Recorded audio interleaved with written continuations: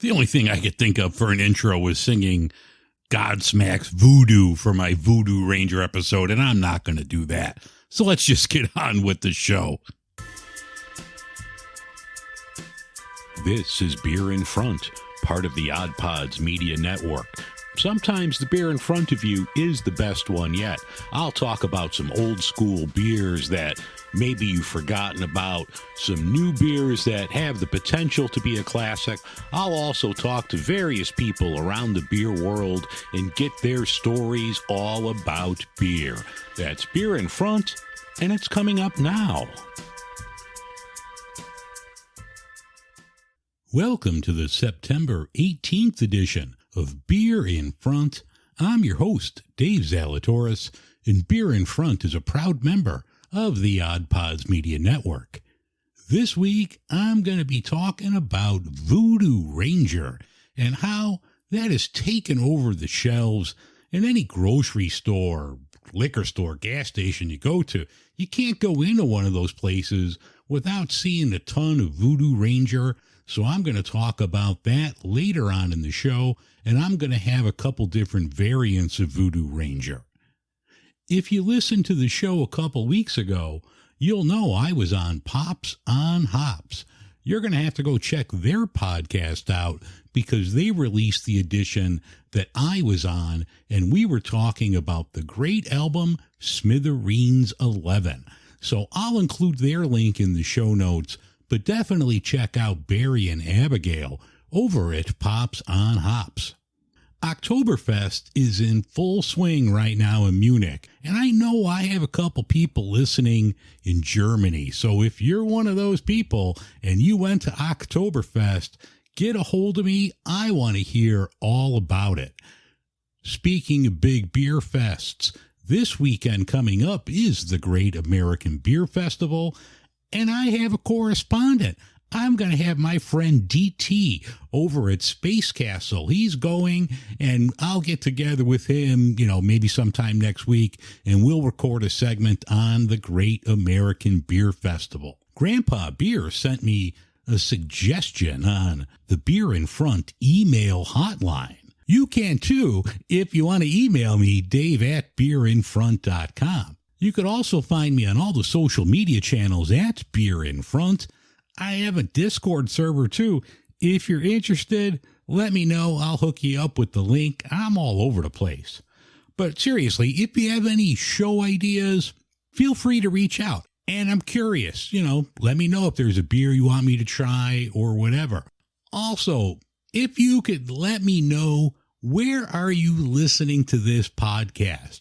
Because the last couple of weeks, the shows have been good, the numbers have been solid, but I'm having fewer listens on your traditional podcast platforms, but I've been getting more on YouTube. So are you listening to the show on YouTube? Because the numbers are pretty much the same. Here and there's spikes, there's dips, but overall it's the same, but more people are now listening to the show on YouTube. So if that's you, it's a pretty boring thing. It's just a static image. But if you are one of those people that listen to the show on YouTube, let me know if you have any ideas on how I can make that better and make it more enjoyable for you.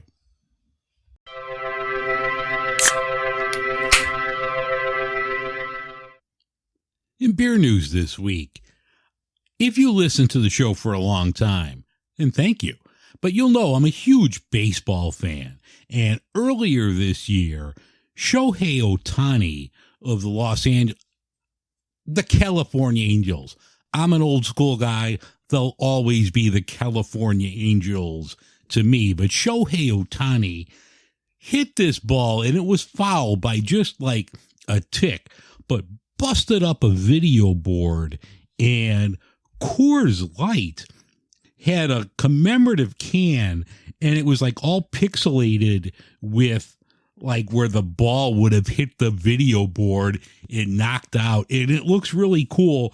They sold this as a one-off for $17 a can, and it sold out the same day. So that was pretty cool from Coors Light. Sticking with Coors Light, thanks to Bud Light's demise this year.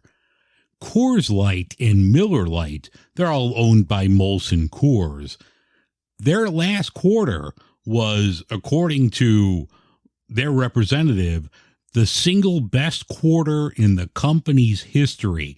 So both Miller Lite and Coors Light are picking up the slack from people that are no longer, for whatever reason, drinking Bud Light. Big news out of Michigan, where Bell's is going to come out with a new fall-winter edition of their Oberon. Oberon is classic summer beer they've been putting out for years and years. So now they're coming out with Oberon Eclipse. This is going to be a little stronger and a little darker than the usual one. It's still a wheat beer that's going to have some cinnamon and citrus feel with coriander. So look for that. I think that's coming out next week. I had the guys on from Go Brewing about a month ago, and I was just reading an article on Fox Business that non-alcoholic beer, and I guess there's non-alcoholic wine and spirits. I don't know about that, but I guess they're out there. And sales of these alcohol-free options, whether it's beer, spirits, wine, they're up 31% over a year ago. Now, I'm a proud Gen Xer, but I just saw a report from Statista. I guess they're a statistic company that's out there. But Gen Z is a far more sober generation than the rest of us. Now, millennials, you're picking up the slack. You're doing a lot of drinking. But Gen Z is even lower than baby boomers and Gen X. And pretty much we're all dead. So Gen Z is really a more sober generation. They're not drinking as much alcohol as the rest of us. There's a watchmaker out there called Original Grain. They've come up with a new watch series in collaboration with Stone. And I guess like the watches are made with some wood from wood barrels or bourbon barrels that they've aged their beers in. The watches do look kind of cool. They're a little on the pricey side, but they do look sharp if you want to look over at Original Grain's website. Last year, I believe it was, Hamm's came out with this cool retro packaging for their beer that had the look of, I think it was maybe the 60s, but it was a really cool look. And that's now going to be, I guess they're going back to that permanently, where I think the sales for that was better than the regular can. So if you were a fan of the retro Hamm's can, you'll find that all the time now. Read an article over on Brewbound that Blue Moon is going to revamp their appearance and their strategy to try to gain more sales. I did not know this, but Blue Moon is still considered the number one in craft beer.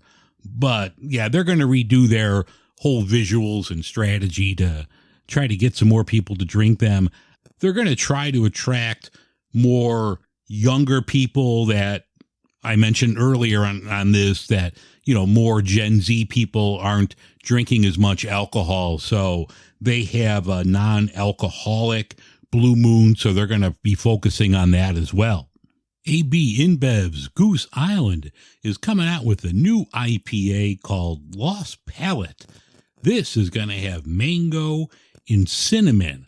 I'm not sure. I think that has potential to be really good. I mean, I like both flavors, so I'm sure I'm going to try it. But yeah, look for the new Lost Palate Hazy IPA from Goose Island. And finally, DoorDash and Aldi are joining forces. And if you want alcohol delivered from Aldi, DoorDash will hook you up. Aldi has a lot of private label beers and seltzers. I think they have wine as well. So if you're in the mood for some Aldi beer, you could get it via DoorDash.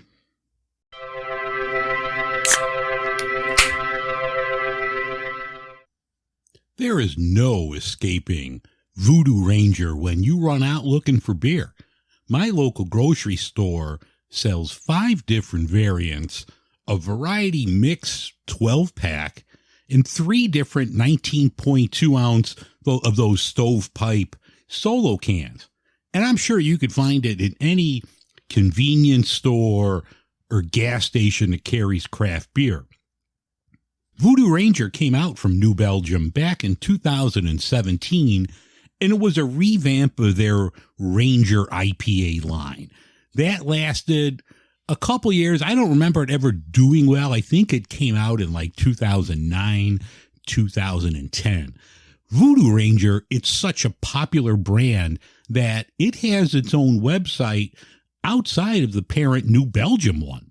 If you look at the website, Voodoo Ranger has 9 different variants, including a hard tea. In 2022, New Belgium was the top-selling craft beer, according to bevindustry.com. It had $429 million in sales, a 23% increase from 2021.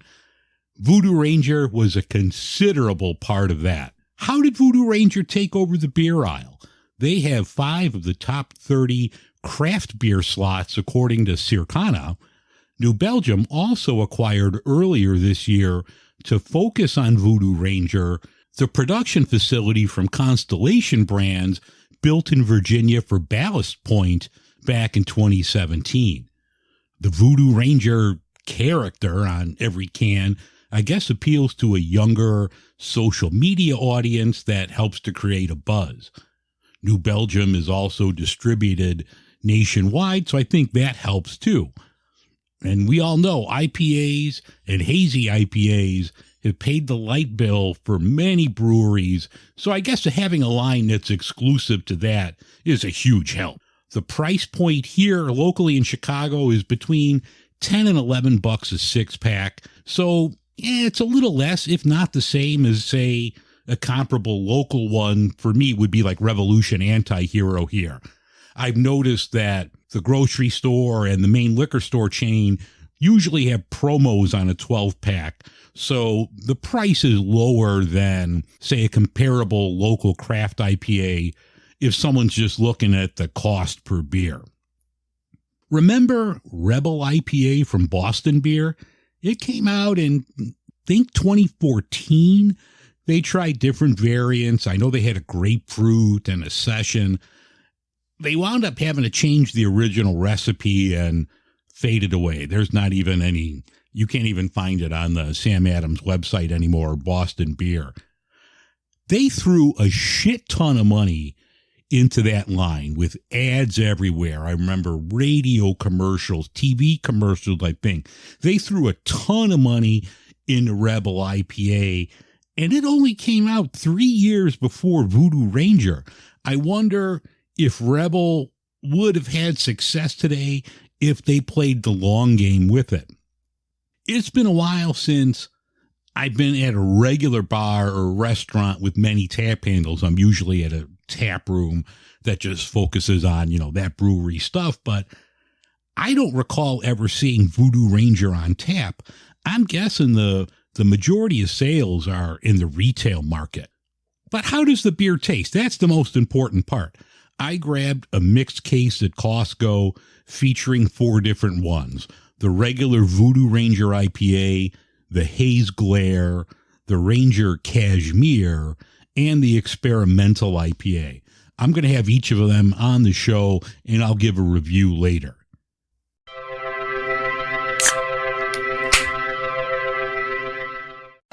We come to this place for magic.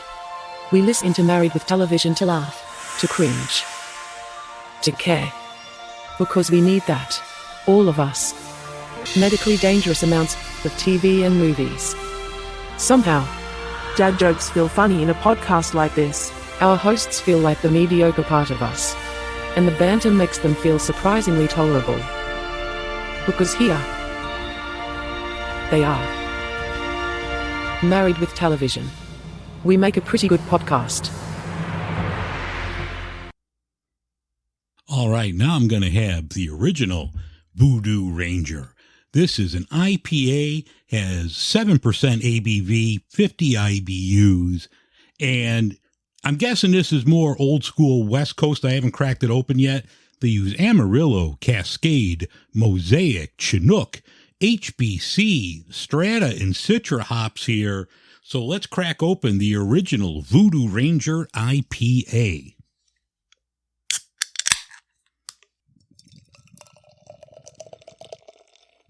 Oh yeah, that's definitely a West Coast style. Beautiful color, good foam here. The aroma is really nice. I get a lot of like the Citra here. So I get more of your like New England style hops than I do like a West Coast in the aroma. But the aroma does smell good. I'll give it that. Pretty solid beer. I like it. I like the flavor here. I get all of those